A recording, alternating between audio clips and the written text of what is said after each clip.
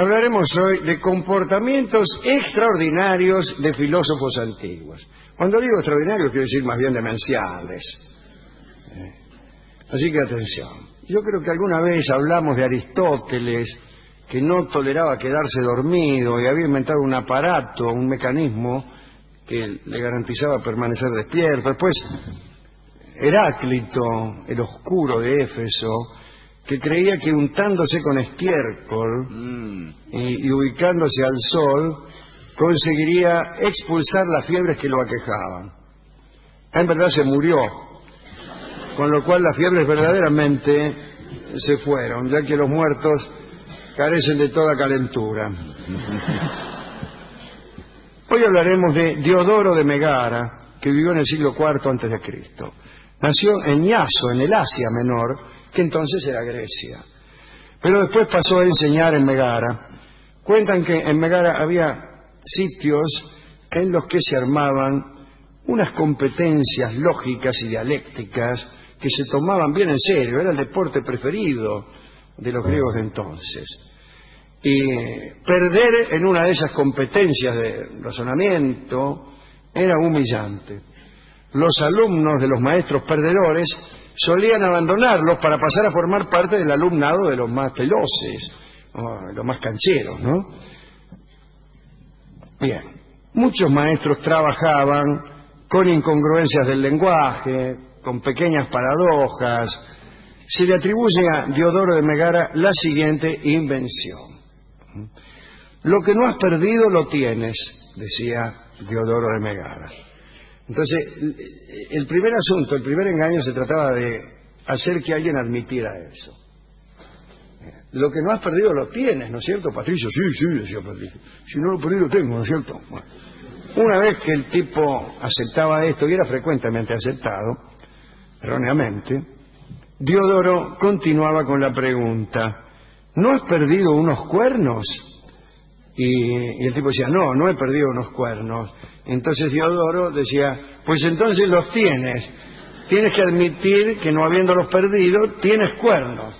Y esto provocaba la risa, el estupor general y el triunfo en la competencia que hemos descrito. Diodoro era maestro en esos torneos en los que se debía atrapar a un contrincante para que no pudiera salir de cierta construcción retórica con respuestas que no fueran absurdas. No muy distinto de esto son los debates televisivos antes de una elección. Viene un tipo y te pregunta: ¿lo que no has perdido los tienes? Dice el tipo, y uno le dice sí, y perdió las elecciones. Los votos. Ese tipo pasa a gobernar el país porque es el mejor de los debates. Y cuando no hay debates, todos dicen: ¿cómo no va a haber debates? ¿Cómo voy a saber a quién votar? Si a mí me gusta votar al que sabe el chiste de si tu papá mata a un chancho, vos te asustás. Bien.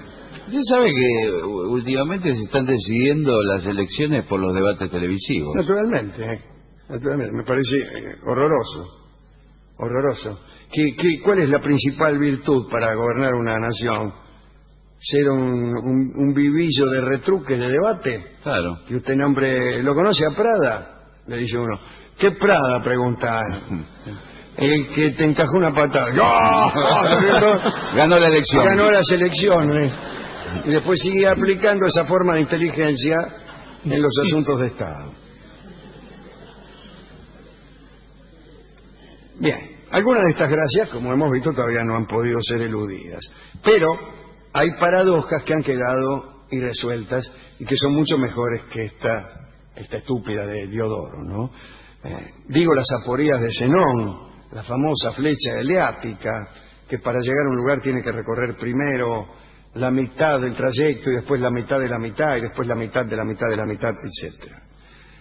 Todavía hoy hay algunos cerebros que pierden su tiempo en eso, pero tiene su gracia. Diodoro tenía mucha estima a un personaje llamado Estilpón. Algunos los consideraban grandes enemigos, y en realidad lo eran, pero a Diodoro le daba cierto miedo enfrentarse con Estilpón, que era muy hábil, capaz de resolver grandes enigmas. Pero finalmente, en una oportunidad, confrontaron.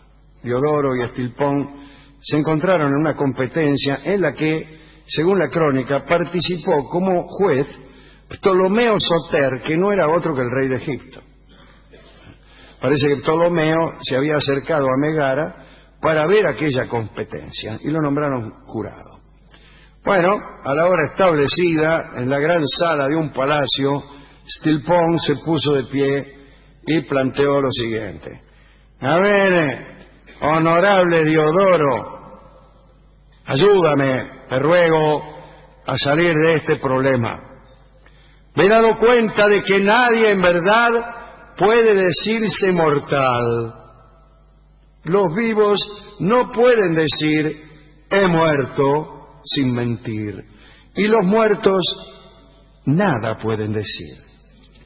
En cuanto a los inmortales, va de suyo que para ellos no es una frase que resulte verdadera. Así, si es cierto que nadie puede decir soy mortal, el hecho de ser mortal no designa más que una posibilidad futura en lo que concierne a cada uno de nosotros y para nada una certeza. Una respuesta filosófica adecuada hubiera sido déjenme de jorobar. Pero Diodoro no tuvo esa ocurrencia. Empezó a pensar en dónde se encontraba la falla de aquel razonamiento, pero no lograba despegar el hilo de su planteo. Entonces tartamudeó, un murmullo recorrió la sala. Murmullo, por favor. Perfecto. Y luego otra vez el silencio. Ptolomeo, el juez, instó a Diodoro a que diera una respuesta. Bueno, dice, responda. Pero no hubo caso. Todo lo que le venía a la mente a Diodoro era complicado, retorcido, poco certero, y Diodoro se retiró abucheado. ¡Uy, qué mal! Pobre. Antes de retirarse, antes de cruzar la puerta, se dio vuelta para decirle al auditorio que su respuesta sería escrita, pero no logró convencer a nadie y los abucheos recrudecieron.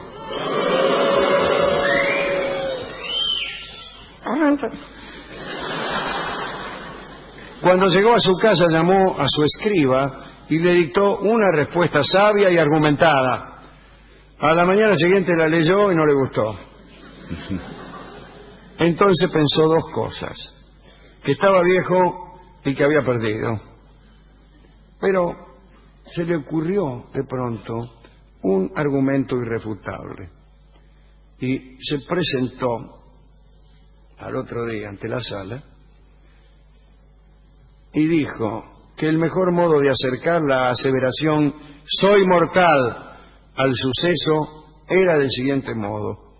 Y se subió a lo alto de una muralla que había justo en el ápice de una barranca, se lanzó al vacío y se mató. Me está cargando. Subió a la barranca, murallita, soy mortal, dijo. ¡Pah!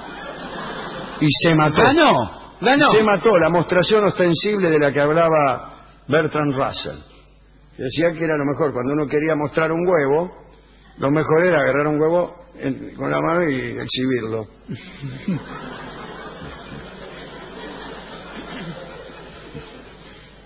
¿Y dónde estaban ahí los que tanto abucheaban y murmuraban? Acá están. ¿Por qué lo dicen? Están acá, son todos esos que están sentados ahí. ¿Qué dicen ahora, ¿Y ahora qué? Bueno, Pero sí, no le sirvió de nada ganar, porque murió. vamos a ver. Aunque la resolución, bueno, qué sé yo, la contundencia retórica de Diodoro conmovió a todos. Murmullo de conmoción. Ptolomeo, el juez, le dio el triunfo. Dice, bueno, ganó el finado Diodoro. El rival, Stilpon, al final solo perdió algunos alumnos, porque claro, generalmente se iban con el ganador. Pero tener como maestro un muerto Salvo Quevedo, nunca lo ha logrado nadie. ¿Recuerdan el soneto de Quevedo, no? Escuchando con los ojos a los muertos, que era leer después de todo. Y esta es la historia de hoy, que se cierra con una profunda oposición a estos ejercicios a los cuales eran tan aficionados los griegos, ¿no? Los buenos sofistas decían que el mejor ejercicio consistía en defender posiciones opuestas con idéntica destreza. Y esta es una manera leguleya, tramposa de considerar la inteligencia, como si la inteligencia estuviera en las zancadillas. De todos modos, el pensamiento griego también nos dio los instrumentos para evitar estas zancadillas. Y quiero creer que esto tenía en vista una enseñanza más profunda. Y la enseñanza más profunda es esta: conviene desconfiar, tener un cierto escepticismo, puesto que cualquier lenguaraz puede poner en aprietos a una inteligencia profunda.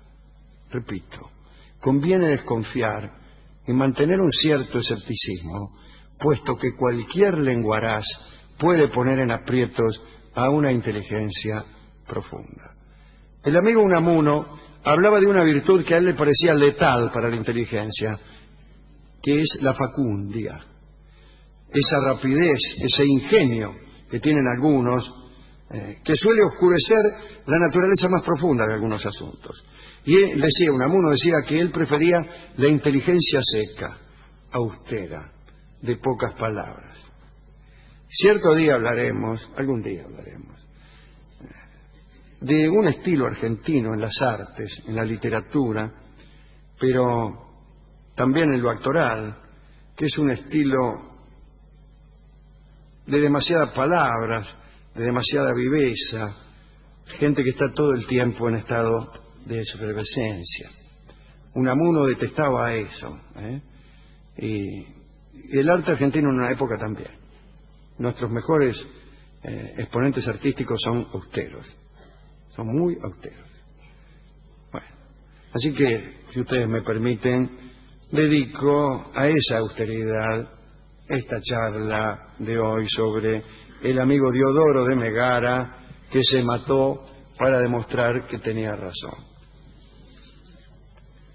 Hemos ido a la discoteca y le explicamos todo este asunto. Y no hay un tango de esto. ¿Cómo va a haber un tango de esto? Se esto? volvió loco. Sí. Dice, no, porque qué sé yo, me hizo explicar la zaporía, la flecha que nunca llega al blanco. Dice, ¿cómo que no llega al blanco? Está loco, me dice. Creyendo que eso era un argumento. Hay gente que prefiere esa clase de intimidaciones más que los argumentos. Es como más vistosa, ¿no? Esta cosa que decía usted de teniendo cierta destreza de procedimiento, cierta destreza discursiva, hace como fueguitos artificiales. Sí, eso sí, pero yo me estoy refiriendo a la intimidación, que es la ausencia total de argumento. Por ejemplo, te voy a matar. Esa es una forma intimidatoria.